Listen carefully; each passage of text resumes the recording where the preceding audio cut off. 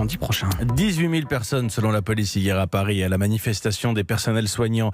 Des cortèges un peu partout en France qui ont parfois dégénéré. Ça a été le cas dans la capitale. 32 interpellations, dit la préfecture de police. Les manifestants dénoncent une mobilisation volée par les casseurs. Mais qui sont justement les fauteurs de troubles? Les informations de Salomé Legrand. Ils étaient près de 2000 dans le cortège de tête, positionnés devant les banderoles des organisateurs.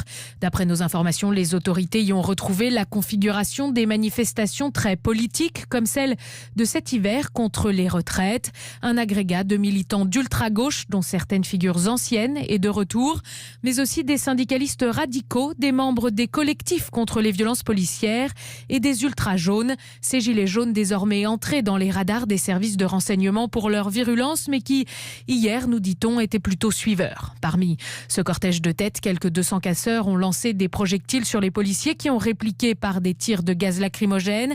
À la clé, des images de militants cagoulés renversant une Smart ou tentant de mettre le feu à un bus.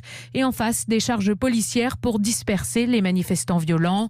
Malgré des dégâts finalement limités, ces quelques épisodes de violence sont venus éclipser une manifestation largement pacifique.